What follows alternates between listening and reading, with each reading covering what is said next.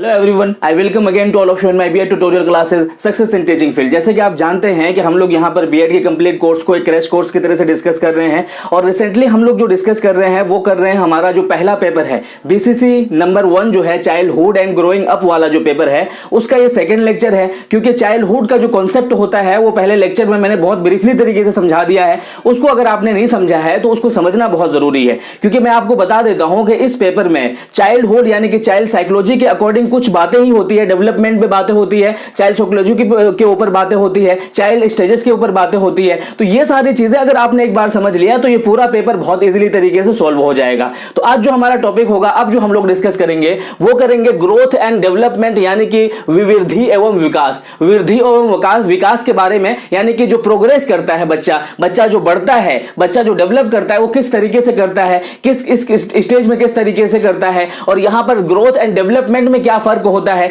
इन सारी चीजों को हम लोग समझेंगे। देखिए, आप अगर अपना सिलेबस देखेंगे ना तो आपके सिलेबस में सिर्फ इतना लिखा हुआ है ग्रोथ एंड डेवलपमेंट। तो ग्रोथ और डेवलपमेंट के बारे में पूछा जाए आपसे तो कभी भी ग्रोथ और डेवलपमेंट से लिखना मत शुरू करना। ग्रोथ और डेवलपमेंट लिखने से पहले आप उसका डेफिनेशन बताना पूरा कि ग्रोथ और डेवलपमेंट क्या होता है, बच्चे किस तरीके से ग्रोथ करते हैं, डेवलप करते हैं और उसके बाद में उसके प्रिंसिपल्स क्या क्या होते हैं जिस बिहाफ पर बच्चे ग्रोथ एंड डेवलप करते हैं। ठीक है, इतना समझ में आया। अब अगर क्वेश्चन ये पूछता है कि what is the difference between growth and development, तब आप ग्रोथ और डेवलपमेंट को डिफाइन करोगे। लेकिन अगर ग्रोथ और डेवलपमेंट का अगर बारे में वो पूछते हैं, किताब से क्वेश्चन आता है, तो आपको याद रहे कि सबसे पहले ग्रोथ के बारे में आप बताओगे, प्रोग्रेस के बारे में बताओगे, बच्चा किस तरीके से प्रोग्रेस करता है, डेवलप करता है, बढ़ता है। ठीक है, इतना तो आप जानते हैं कि बच्चा जो बड़ा होता है धीरे धीरे से, है ना, उसमें बहुत सारी चीजों का जो रोल होता है, बहुत सारी चीजों का रोल होता है, बहुत सारे प्रिंसिपल्स होते हैं, बहुत सारे नॉर्म्स होते हैं। उन्हीं प्रिंसिपल को, उन्हीं चीजों को, और मैं यहां पर आपको पूरा कॉन्सेप्ट के बिहाफ पर सिर्फ ग्रोथ डेवलपमेंट के बारे में नहीं बताऊंगा, बल्कि पूरा जो ये क्या कहते हैं कि इसका स्ट्रक्चर होता है डेवलपमेंट का या फिर प्रोग्रेस का या बच्चे के बड़े होने का, वो पूरा जो एक स्ट्रक्चर होता है इसमें आप समझ लेंगे। क्योंकि यहां पर ये जो चीजें हैं बार बार आती रहेंगी, बार बार आती रहेंगी, तो एक बार आपने समझ लिया तो आपको फिर समझने की जरूरत नहीं पड़ेगी। तो समझते हैं कि ग्रोथ क्या होता है, डेवलप क्या होता है, उस चीज को हम लोग समझते हैं। देखिए, बच्चा बड़ा होता है तो बहुत स्टेजेस में बड़ा होता है। ठीक है, इसीलिए मैंने यहां पर इसके प्रिंसिपल्स के बिहाफ पर आपको समझाया है, ताकि आप इसके प्रिंसिपल्स के बिहाफ पर अगर आप लिखेंगे तो बहुत ज्यादा इफेक्टिव होगा आपका answer. Principles of development, development के प्रिंसिपल्स कौन कौन से होते हैं, कैसे कैसे प्रिंसिपल्स को फॉलो करने होते हैं बच्चे को बड़े होने के लिए। पहला प्रिंसिपल्स होता है आपका प्रिंसिपल्स ऑफ कंटिन्यूटी, यानी कि निरंतरता का सिद्धांत। कहने का मतलब है कि बच्चा जो है इन्फेंसी एज से, यानी कि शेष अवस्था से अपना जो प्रौढ़ अवस्था तक एज होती है, यानी कि एडल्टहुड तक जो एज होती है, यहां से लेकर के बच्चा जो कंटिन्यूअसली चीजें सीखता रहता है, कंटिन्यूअसली सीखता रहता है, सीखना उनका बंद नहीं होता है। तो सीखना तो ठीक है, कंटिन्यूअसली समझ में आ रहा है, लेकिन यहां पर जो समझने वाली बात है वो ये बात है कि कोई भी प्रोग्रेस, कोई भी डेवलपमेंट सिर्फ क्या कहते हैं आपका एकदम से सडनली नहीं हो जाता है ना, बाय इंसिडेंटली एकदम से नहीं हो जाता है। कोई भी प्रोग्रेस, कोई भी डेवलपमेंट धीरे धीरे से होता है। जिस तरीके से ये माना जाता है कि बच्चा जो होता है ना, बच्चा 3 महीने में क्या करता है, 3 महीने में अपनी आंखों पर कंट्रोल करना सीख जाता है, यानी कि अपनी आंखें वो पहले नहीं दिखा पाता है। उसके बाद 4 महीने में वो चीजों को होल्ड करना सीख जाता है, उससे पहले वो चीजें नहीं पकड़ पाता है ना। उसके बाद कहेंगे तो 6 महीने में क्या करता है, पेट के बल खिसक के चलना शुरू कर देता है ना। उसके बाद क्या कहते हैं कि 9 महीने में वो सहारा लेके खड़ा होना शुरू कर देता है, 12 महीने में वो क्या करता है, खड़ा होकर के चलना शुरू कर देता है अपने आप से। तो ये क्या है, ये जो है ग्रेजुअली तरीके से उसने चलना सीखा है ना, ये सारी चीजें। तो प्रिंसिपल में कंटिन्यूटी में ये कहा जाता है कि बच्चे का सीखना कभी या फिर प्रोग्रेस होना बंद नहीं होता है, लेकिन कोई भी प्रोग्रेस एकदम सडनली नहीं होता है। उसके बाद होता है आपका प्रिंसिपल ऑफ सिक्वेंटियली, ठीक है, यानी कि अनुक्रमिक का सिद्धांत।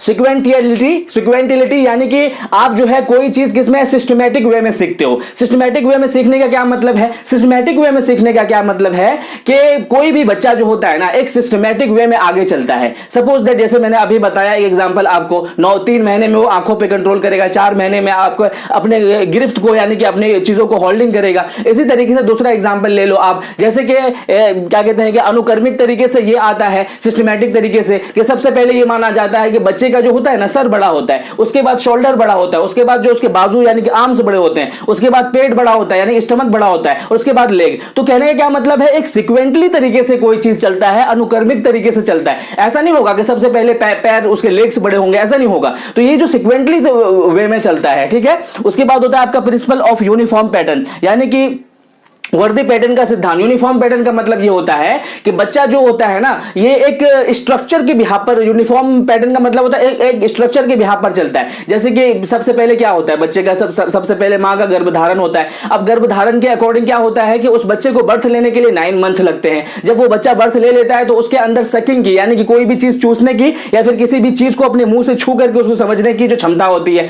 तो ये जो है ना, ये जो यूनिफॉर्म पैटर्न है, ये आपको पूरी दुनिया में एक ही तरह से मिलेगा। ऐसा नहीं कि किसी दुनिया में जो है कहीं पर जाकर के किसी देश में ऐसा होता है कि 9 महीने से पहले ही जो है बर्थ हो जाता है बच्चे का, या फिर कहीं पर जाकर के ऐसा होता है कि वहां पर जो है बच्चे को सकिंग की जो वो होती है, नेचर होती है, वो उसके अंदर में नहीं होती है। ये चीजें वहां पर देखने के लिए ये चीजें नहीं मिलता है। कहने का मतलब है कि ये जो प्रोग्रेस है, ये जो डेवलपमेंट है ना, यूनिफॉर्म पैटर्न है ना, ये यूनिफॉर्म पैटर्न हर जगह पर लागू होता है और हर जगह इसी तरह से डेवलप करेगा बच्चा, इसी तरह से वो आगे बढ़ेगा। उसके बाद होता है आपका प्रिंसिपल ऑफ डायरेक्शन। डायरेक्शन का क्या मतलब होता है कि ये जैसे मैंने बताया कि एक डायरेक्शन में वो बच्चा चलता है आगे, है ना। या ऐसा नहीं है कि सपोज दैट कि बच्चे के बारे में ये कहा जाता है, बच्चे के बारे में ये कहा जाता है कि सबसे पहले वो बच्चा सुनता है, सुनने के बाद में वो बोलने की कोशिश करता है, बोलने के बाद में वो पढ़ने की कोशिश करता है और लास्ट में लिखने की कोशिश करता है, ठीक है ना। तो ये क्या है, एक डायरेक्शन है। ऐसा नहीं है कि सबसे पहले बच्चा लिखना शुरू करेगा फिर वो सुनना शुरू करेगा, ऐसा नहीं होता है। तो डायरेक्शन के अकॉर्डिंग आगे बढ़ता है। जैसे कि एक डायरेक्शन क्या है आपका, एक डायरेक्शन ये है ना, पहले सर बड़ा होगा, फिर शोल्डर, फिर उसके बाद आर्म्स, तो ये एक डायरेक्शन में चलेगा। ये डायरेक्शन नीचे से ऊपर नहीं जाएगा, ऊपर से नीचे की तरफ जाएगा, तो उस डायरेक्शन में डेवलप होता है। उसके बाद होता है आपका principle of general to specific. General to specific बहुत पूछा जाता है, आपके सीटेट में भी बहुत पूछा जाता है। जनरल टू स्पेसिफिक का मतलब क्या होता है कि बच्चा जब छोटा सा होता है तो हम हर चीजों को जनरली समझने की कोशिश करता है। सपोज दैट बच्चा जब छोटा होता है तो क्या करता है, खिलौने को भी अपने मुंह से टच करके सीखने की कोशिश करता है। कोई खाना आया उसको अपने मुंह से टच करने की कोशिश करता है। कपड़ा भी पकड़ता है तो मुंह से टच करने की कोशिश करता है। ये सारी चीजें जनरली कर रहा है वो, क्योंकि वो स्पेसिफिक नहीं जानता है। अब जब वो बड़ा होता है तो स्पेसिफिकली नॉलेज आना शुरू हो जाता है। वो समझता है कि ये खिलौना है तो इसको मुंह से नहीं हाथ से समझते हैं, टच करके, ठीक है ना। स्पेसिफिक आ गया। उसके बाद है कि ये खाना है, ये पीना है तो उसको मुंह से टच करके पीते हैं। तो ये जो स्पेसिफिक आ गया, पहले चीजें बच्चा क्या करता है, जनरली किससे सब चीजों को अपने मुंह से टच करने की कोशिश करता है, ठीक है ना। उसके बाद क्या होता है, स्पेसिफिक आ जाती है। अब वो समझ जाता है तो अब वो समझता है कि किस चीज को कैसे किस तरीके से समझना है। यानी कि जनरल टू स्पेसिफिक बच्चा जो है अपने नॉलेज को डेवलप करता है, ग्रोथ करता है। उसके बाद होता है आपका प्रिंसिपल ऑफ डिफरेंट रेट।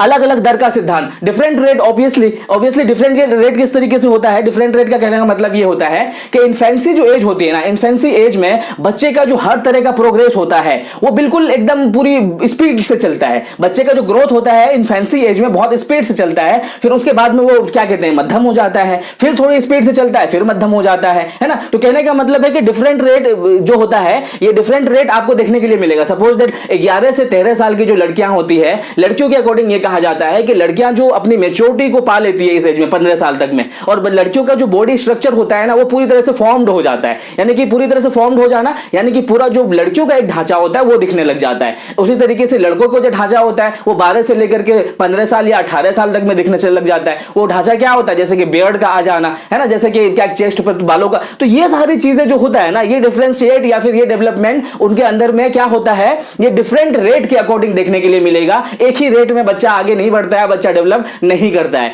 उसके बाद होता है आपका प्रिंसिपल ऑफ इंटीग्रेशन, यानी कि अंतर संबंध का सिद्धांत। इंटीग्रेशन, प्रिंसिपल ऑफ इंटीग्रेशन का क्या मतलब होता है कि हर चीजों को मिला करके सीखना, इंटीग्रेट करके सीखना, हर चीजों को मिला करके सीखना। सपोज दैट कि बच्चा जो है ना, बच्चा स्टार्टिंग में इंटीग्रेशन में क्या कहते हैं कि बच्चे हर चीजों को मिला करके सीखता है। सपोज दैट कि अगर कोई बच्चा जो है इंटीग्रेट करता है, किस चीज को इंटीग्रेट करता है कि जैसे कि कोई चीज उसको छूना है, कोई चीज छूता है तो वो पूरी तरीके से क्या करता है कि किसी हाथ के किसी पोर्शन से उसको टच कर दिया, लेकिन वो क्या करता है, जब वो समझने लगता है तो वो इस चीज को भी फील करने लगता है कि वो पहले क्या करेगा, चीजों को जब बड़ा हो जाएगा थोड़ा सा तो चीजों को पहले देखेगा, इसको छूना चाहिए मुझे, उसके बाद वो सोचेगा, है ना, इसको लेना चाहिए मुझे, फिर वो समझ जाएगा तब उठाएगा। यानी कि इन तीनों थॉट को जो उसने इंटीग्रेट करके मिला करके सीखा उसको कहते हैं प्रिंसिपल ऑफ इंटीग्रेशन। उसके बाद होता है प्रिंसिपल ऑफ इंडिविजुअल डिफरेंसेस। ये आप जानते हैं कि बच्चे के अंदर में पूरी तरीके से इंडिविजुअल डिफरेंसेस पाया जाता है। इवन के साइकोलॉजिस्ट ये कहते हैं कि बच्चा अगर जुड़वा भी पैदा होना तो भी उसमें क्या है, डिफरेंसेस देखने के लिए मिलेगा। कैसा डिफरेंसेस देखने के लिए मिलेगा, उसके जो बॉडी स्ट्रक्चर में डिफरेंसेस देखने के लिए मिलेगा, उसके मानसिक क्षमताओं में जो है देखने के लिए मिलेगा, उसकी बुद्धि में डिफरेंसेस देखने के लिए मिलेगा। तो कहने का मतलब होता है कि हर बच्चा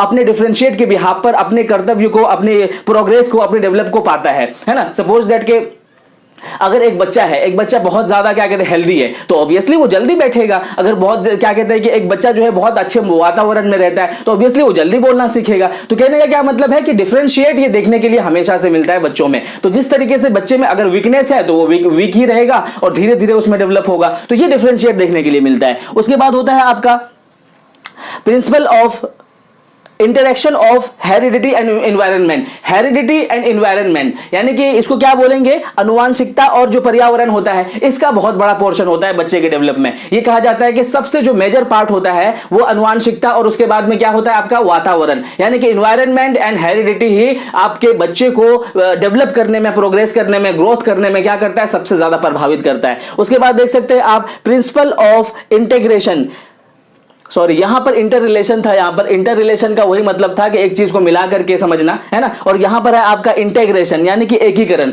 एकीकरण का क्या मतलब होता है, एकीकरण का जैसे मैंने एग्जांपल दिया आपको कि एकीकरण करना यानी कि हर चीज को मिला करके क्या कहते हैं कि सीखना। जैसे मैंने बताया था ना एकीकरण का मतलब, एकीकरण का क्या मतलब है कि आप बच्चे ने उसको देखा, उसको फिर सोचा, उसको सोचने के बाद में सारी चीजों को समझ करके अब उसने उसको उठाया, तो ये होता है एकीकरण। और उसके बाद होता है आपका यहां पर इंटर रिलेशन का क्या मतलब होता है, इंटर रिलेशन का मतलब ये होता है कि बच्चा क्या करेगा, बच्चा किसी चीज को अपनी चीजों से जोड़ करके सीखेगा। जैसे कि अगर बच्चा सेहतमंद है, हेल्दी है, तो ऑब्वियसली वो जल्दी चलना सीखेगा। अगर बच्चा अपने अच्छे वातावरण में रहता है जहां पर सब लोग बोलते हैं, तो ऑब्वियसली वो जल्दी से बोलना सीखेगा। तो क्या समझ में आया कि इंटर रिलेशन में ये होता है कि बच्चा जो है चीजों को इंटर रिलेट करके आगे बढ़ता है। अगर वो हेल्दी है तो जल्दी चलना सीखेगा, जल्दी बैठना सीखेगा, जल्दी क्या कहते हैं खड़ा होना सीखेगा, है ना। लेकिन अब ये जो होता है इंटीग्रेशन जो है, एकीकरण जो होता है, एकीकरण का मतलब ये होता है कि बच्चा जो है किसी चीज को एक ही बार में नहीं सीखता है, बल्कि पार्टीशन को समझ के बच्चे ने चीज को देखा, उसके बाद टच किया, उसके बाद समझा, फिर इसका जो है एकीकरण करके उसको उठाया। समझ में आया इतना इसमें क्या होता है, इसका कॉन्सेप्ट क्या होता है, प्रिंसिपल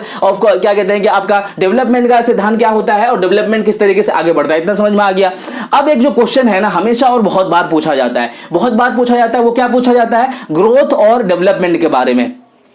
तो ग्रोथ और डेवलपमेंट के बारे में मैंने यहां पर पॉइंट दे दिया, बस आप अपना पॉइंट को समझ लो, आप जिंदगी में कभी भूलोगे नहीं। कोई जरूरी नहीं है कि आप बहुत ब्रॉड वे में इसको लिखो, बस इसके पॉइंट को आप समझ लोगे, यहां से इसका डेफिनेशन भी आपका लिखा चला जाएगा और यहीं से आपका इसका डिफरेंशिएट भी देखने के लिए मिल जाएगा। हमेशा से एग्जाम में यह पूछा जाता है कि what do you understand by different between growth and development, यानी कि वृद्धि और विकास के बीच में क्या फर्क होता है वो आप बताइए। जब भी वृद्धि और विकास में फर्क पूछे, सबसे पहले इसका डेफिनेशन बताना दोनों का, उसके बाद में इसमें डिफरेंशिएट करके उसी डेफिनेशन से उठा करके उसका डिफरेंशिएट कर सकते हैं। तो इसका क्या हम लोग समझेंगे, इसका डेफिनेशन भी समझेंगे, इसका डिफरेंशिएट भी समझते हुए चलेंगे। देखिए जो पहला जो होता है आपका, पहला होता है आपका ग्रोथ यानी कि विवृद्धि, है ना, अभिवृद्धि भी बोलते हैं इसको। ग्रोथ जो होता है यहां पर देख सकते हो, ये इसकी शुरुआत कब होती है, ये गर्भधारण जब से होता है ना उसी टाइम से इसकी शुरुआत होनी शुरू हो जाती है। और कहां तक चलता है ये परिपक्वता तक, यानी कि जब तक बच्चा मैच्योर नहीं हो जाता है तब तक ये वो चलता रहता है, वृद्धि चलता रहता है।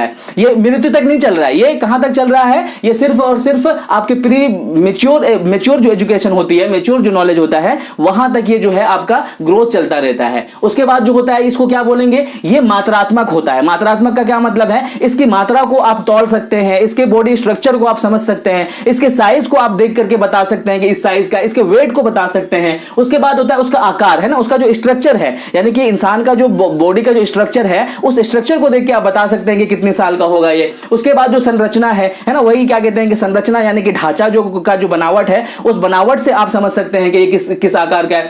उसके वेट देखने के लिए मिलेगा, आप उसका वेट कर भी सकते हैं, उसका वेट करके देख सकते हैं कितना वेट है इसका। उसके लेंथ को देख करके समझ सकते हैं आप, उसका जो हाइट है उसको आप देख करके समझ सकते हैं, है ना। वृद्धि विकास का एक चरण होता है, कहने का क्या मतलब है कि ये जो वृद्धि है ना, वृद्धि विकास का एक पार्ट होता है। विकास सबसे बड़ा पार्ट होता है, यानी कि बर्थ से लेकर के मृत्यु तक चलता रहता है, उसी में से एक छोटा सा वृद्धि एक पार्ट होता है। उसके बाद देखेंगे आप परिवर्तनों को देखा और नापा जा सकता है। इसमें जितने भी तरीके के वृद्धि में जितने तरीके के जो डिफरेंशिएट होते हैं, परिवर्तन होते हैं, उसको देख भी सकते हैं और उसको क्या करते हैं, नाप भी सकते हैं, ठीक है ना। उसके बाद में हम यहां पर देखेंगे केवल क्या कहते हैं कि शारीरिक परिवर्तन को प्रकट करता है। ये क्या करता है? शारीरिक परिवर्तन, यानी कि आपके बॉडी का जो स्ट्रक्चर है उसी स्ट्रक्चर को क्या करता है? ये क्या प्रकट करता है, दिखाता है। बॉडी स्ट्रक्चर को हम देख सकते हैं। और जिस तरीके से फास्ट इन्फेंसी एज, और ये जो होता है ना, ये जो आपका ग्रोथ होता है, ग्रोथ ये सबसे ज्यादा कब होता है? इन्फेंसी एज में सबसे फास्ट हो जाता है, फिर बाद में जाकर के स्लो हो जाता है। तो ये था आपका ग्रोथ यानी कि विवृद्धि। अब हम समझते हैं कि डेवलपमेंट क्या होता है, जिसको विकास बोलते हैं। विकास का जो पहला पोर्शन है वो ये कहता है विकास कहां से कहां तक चलता है? विकास बर्थ टू डेथ तक चलता है। जबकि आपने ये देखा ये कहां से कहां तक चलता है? ग्रोथ सिर्फ गर्भधारण के बाद से कहां तक? मैच्योरिटी तक चलता है। और ये जो है बर्थ से लेकर के डेथ तक चलता है, यानी कि इसका पोर्शन सबसे बड़ा होता है। विकास में वृद्धि सम्मिलित होता है। यही चीज कहा गया है वहां पे कि विकास इतना बड़ा पार्ट है, बर्थ से लेकर क्या कहते हैं, डेथ तक चलता है। तो इसी में से एक छोटा सा एक वृद्धि पार्ट है, ग्रोथ इसी का एक पार्ट है। ठीक है, उसके बाद देखेंगे आप परिवर्तन को अनुभव किया जा सकता है। परिवर्तन को अनुभव किया जा सकता है, और परिवर्तन को यहां पर क्या करते हैं? नापा नहीं जा सकता। जैसे वृद्धि में होता था ना, उसमें नापते थे, उसका वेट समझते थे, उसका साइज समझते थे, लेकिन यहां पर अनुभव कर सकते हैं। लेकिन क्या कहते हैं, इमेजिनेशन कर सकते हैं, अनुभव कर सकते हैं, अंदाजा लगा सकते हैं, लेकिन नाप नहीं सकते हैं, क्योंकि ये बॉडी स्ट्रक्चर पे ज्यादा बात नहीं करता है। उसके बाद देखेंगे क्योंकि इस क्यों नहीं नाप सकते हैं, इसकी जो चीजें होती है वो गुणात्मक होती है ना। उसकी जो चीजें होती है गुणात्मक होती है और परिणामात्मक होती है। जैसे कि आपकी स्किल है, यानी कि आपकी जो कौशलता है, आपकी कौशलता क्या कोई नाप सकता है? नहीं नाप सकता है, लेकिन अनुभव कर सकता है ना। उसके बाद आपका बिहेवियर, आपके बिहेवियर को कोई नाप सकता है ना, या तौल सकता है? नहीं तौल सकता है। तो क्या कर सकते हैं? उसको अनुभव करके उसको समझ सकते हैं। उसके बाद होता है आपका एक्सपर्टीज का मतलब होता है आप में जो काबिलियत है, आप में जो सलाहियत है। ऑब्वियसली ये भी दिखता नहीं है, इसको भी नाप नहीं सकते हैं आप, है ना, कि इतना बड़ा हो गया, इतना है आपके अंदर में, तो नाप नहीं सकते, ये दिखता नहीं है। तो ये क्या है? इसका अनुभव करके समझा जाता है। उसके बाद आपका इसमें देखेंगे क्वालिटी वाली जितनी चीजें हैं वो आप इसमें समझोगे। उसके बाद होता है आपका मेंटल जो होता है, यानी कि दिमागी क्षमता होता है, वो दिखता नहीं है और वो नहीं नाप सकते हो, तो वो किसमें आता है? आपका डेवलपमेंट में आता है। इमोशनल जो क्षमताएं हैं उसमें भी वो भी इसी में आता है। सोशल जो क्षमता है, लिंग्विस्टिक जो क्षमता है, ये सब दिखती नहीं है, बट आप इसको अनुभव करके समझ सकते हो। इसके बाद ये कहा जाता है कि डेवलपमेंट जनरल टू स्पेसिफिक की तरफ चलता है। डेवलपमेंट जनरल टू स्पेसिफिक की तरफ चलता है। तो ये था आपका ग्रोथ एंड डेवलपमेंट, और डेवलपमेंट के जितने भी प्रिंसिपल्स होते हैं, डेवलपमेंट के जितना बड़ा कॉन्सेप्ट होता है, इसको एक बार समझ लो। ये जो पूरा पेपर है ना, इसमें से हाफ से भी ज्यादा आपका पेपर इसी पर डिपेंड है। डेवलपमेंट क्या होता है, प्रिंसिपल क्या कहते हैं कि प्रोग्रेस क्या होता है, और ग्रोथ क्या होता है। अगर इसको आपने समझ लिया तो आपको बाद में बहुत इजी हो जाएगा ये पेपर को समझने के लिए। तो आई होप कि ये लेक्चर आपको समझ में आया होगा, आपके लिए हेल्पफुल रहा होगा। किसी तरह की क्वेरीज हो, कोई क्वेश्चन हो, तो आप कमेंट सेक्शन में जरूर पूछिएगा, मैं आपको विद इन 5 मिनट आंसर करूंगा। Thank you so much video देखने के लिए।